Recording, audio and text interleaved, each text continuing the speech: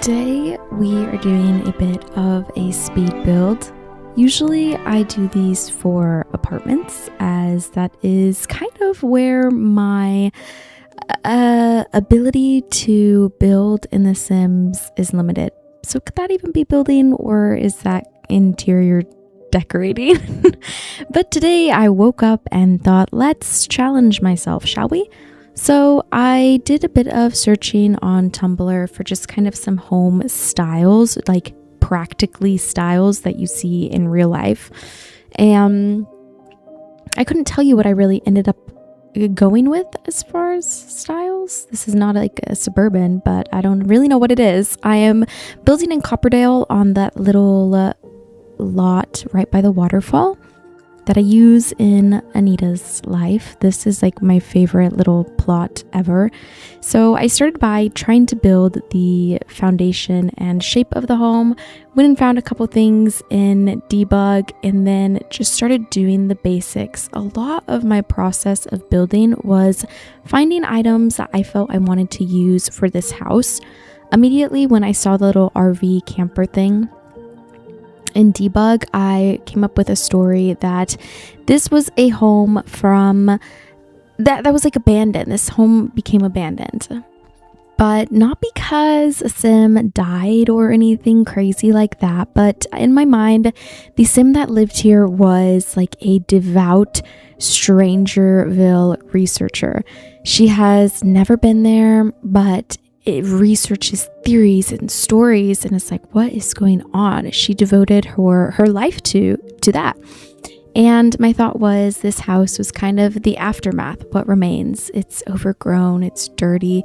Looks like maybe people have gone through all of the trash bins and garbage cans, but that was her life. And so in the little shed in the backyard, I feel like this could be used or turned into like a mother-in-law suite. I think that's or in-law suite, whatever that's called, where there's like a little teeny home on the back of your home. I think it totally could be turned into that, but she used it for more space for researching Strangerville, essentially. Obviously, as a Copperdale native, Strangerville is very far away, so instead of visiting, it's just all urban legend, allegedly. Anyways, so that was kind of my idea for this house, was somebody who is life devoted to Strangerville, but also this house is semi-abandoned, probably within the last handful of years. Not super long, but I really wanted this home to feel very old. I can't think of like the year I would say this home is. You'll probably be able to pick up on the vibe, but also somebody moved in and decorated it and made it their own, of course. This isn't like I'm trying to fit into, the Royal Legacy pack or anything like that, but I wanted the home to feel a little outdated, a little old, a little dirty. The wallpaper's fallen off the walls a bit, and that's just this home. It's quaint. And my thought was the trailer outside would be your way to stay in Strangerville for the low price of free. But for some reason, when the sim disappeared, the RV stayed. I don't know what happened. Maybe she went willingly or not. I don't know.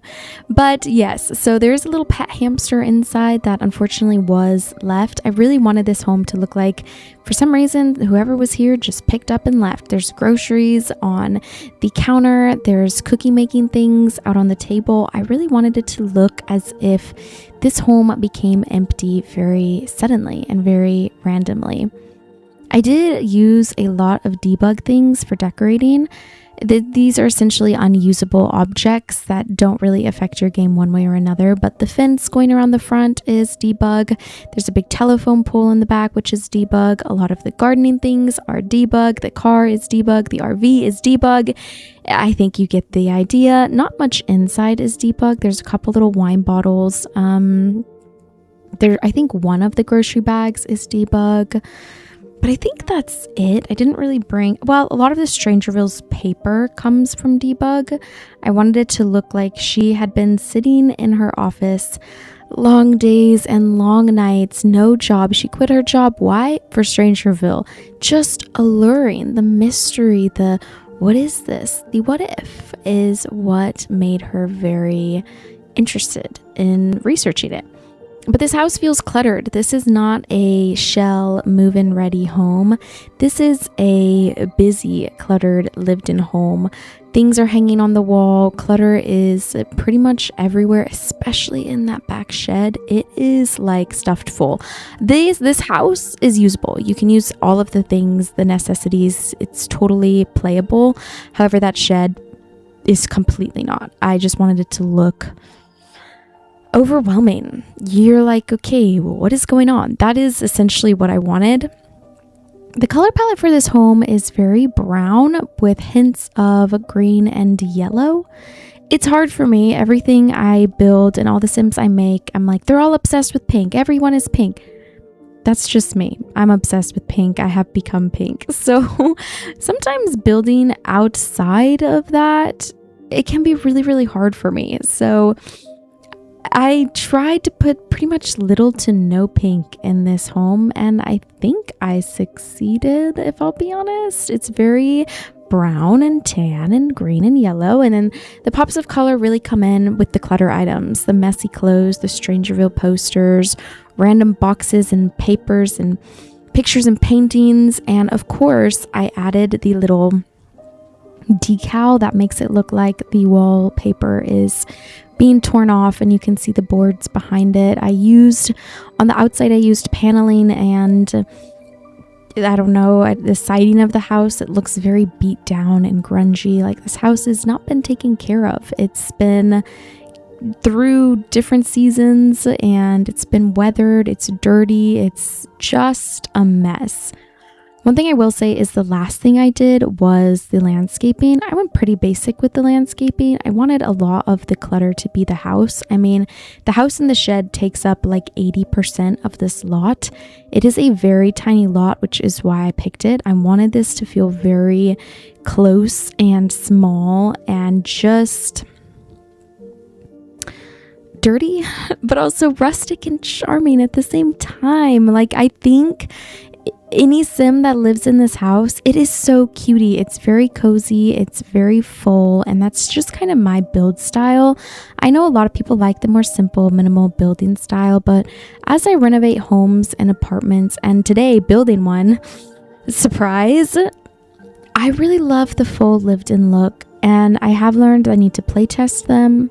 This one's good, minus the shed, but I've learned I need to play test it and make sure the lived-in look is playable and livable and not just looking livable. I did put a lot of moss and such outside going up the sides of the house, which you probably saw earlier, but also on the roof, I grew some little grass and it looks overgrown. There is a super tiny room on top in the roof, but I didn't really want to put stairs there, and I felt a ladder just didn't fit the vibe of the era of house I was trying to create. So it kind of sits there empty and dark. You could use it if you wanted to, but I personally didn't really want to. That wasn't kind of my thing. So, but it's there. It is there. I used a lot of like electric panels and AC boxes and bins and just things that make that would be in your home normally, but we don't normally add in the Sims because they don't do anything. But I added them here, and I actually really like how they look.